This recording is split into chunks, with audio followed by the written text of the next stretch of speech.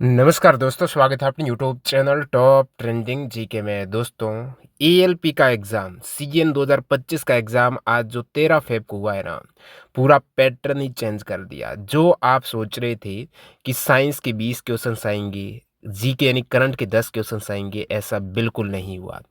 इसके पीछे का कारण एक तो ये है कि आपका एएलपी का आप सिलेबस देखेंगे ना, एक्चुअल में एएलपी का एग्ज़ाम पैटर्न देखेंगे तो सब्जेक्ट तो उन्होंने मेंशन कर रखे हैं, लेकिन वेटेज नहीं मेंशन किया। जैसे टेक्नीशियन वगैरह में, ग्रुप डी वगैरह में वेटेज मेंशन रहता है कि कौन से सेक्शन से कितने क्वेश्चंस आएंगे, और एएलपी में मेंशन है ही नहीं। पूरी नोटिफिकेशन देखेंगे तो आप ये नहीं कह सकते कि तो आउट ऑफ सिलेबस चीज़ें हो गई, क्योंकि उसमें वेटेज है ही नहीं। और हुआ ये कि साइंस के 6 से 7 क्वेश्चंस ही पूछे गए, और उसमें भी उत्तक जैसे चैप्टर से मैक्सिमम सवाल पूछ लिए। और वो भी एक तरीके से कहे ना, साइंस से सवाल कहाँ से थे बता दूंगा, जीके में 1-2 सवाल, और वो भी करंट के। कौन सा सवाल कहाँ किस मंथ का था वो बता दूंगा।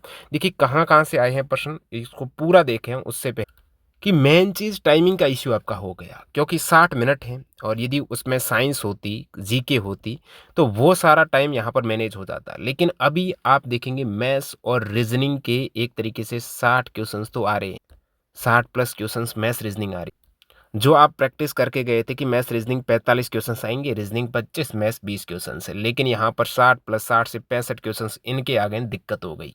तो जितना हो सके पीवाईक्यू लगा लो मैथ्स रीजनिंग का। 2024-25 के रेलवे के पेपर लगा लो। आप ये text book pass pro join करके लगा सकते हो। 2024 के 25 के रेलवे के सारे एग्जाम्स के आपको पेपर मिल जाएंगे, सेक्शन वाइज मैथ्स रीजनिंग मिल जाएगा, तो यहाँ से आप प्रैक्टिस कर सकते हो।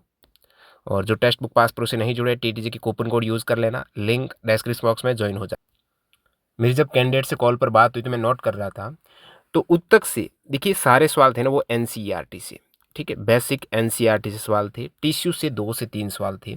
एक सवाल आपका मिरर से भी था, और रासायनिक समीकरण से भी एक सवाल पूछा गया था, जो बिल्कुल इजी सा सवाल था। तो टफ सवाल नहीं आए हैं साइंस की बात करें तो।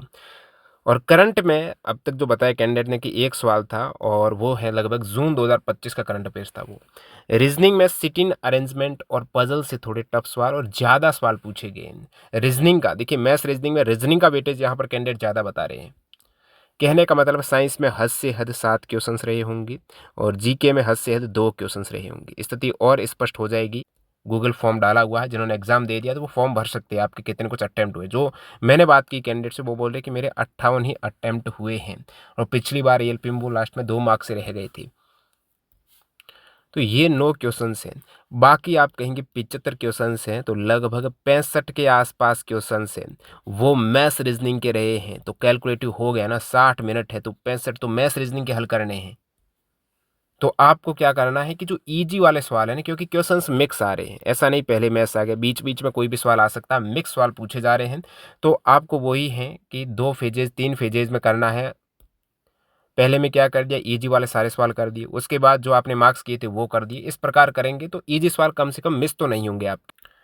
बाकी जियोमेट्री से भी अच्छे खासे सवाल पूछे गए थे।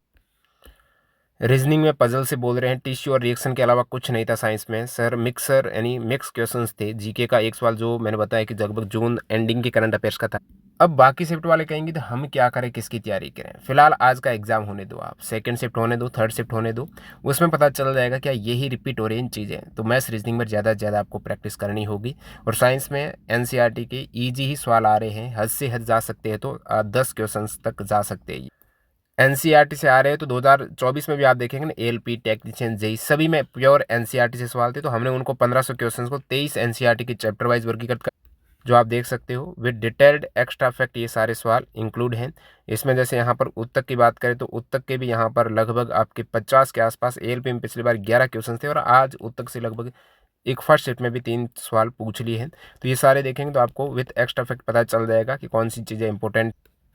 बाकी पूरी थ्योरी भी अवेलेबल है, आप ये ई बुक भी ले सकते हो साइंस की 31 chapter with detailed NCERT exam पर क्वेश्चन।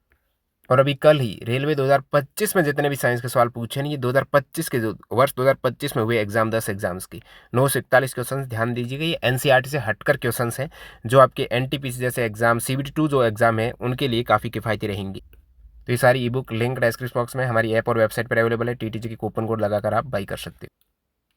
अब कैंडिडेट का अटेम्प्ट यहाँ पर जब सामने आ रहा है तो लगभग वो आपके 55 से 60 के बीच में मैक्सिमम कैंडिडेट का अटेम्प्ट है, वो 55 के आसपास अब तक जो कैंडिडेट का रिव्यू मिला है। बाकी आप बताना कितना आया। आप गूगल फॉर्म भरकर भी कर सकते हो, जो अपन आज डे एंड में कर देंगे तीनों शिफ्ट की तुलना करते हुए, क्या कुछ अटेम्प्ट रहा है, क्या कुछ वेरिएशन देखने को मिला है। तो वीडियो पूरा देखने आपका बहुत बहुत धन्यवाद। मिलते हैं अगली शिफ्ट और कुछ अन्य जो इंपॉर्टेंट चीज़ें मिलेगी उनके साथ। Bye bye.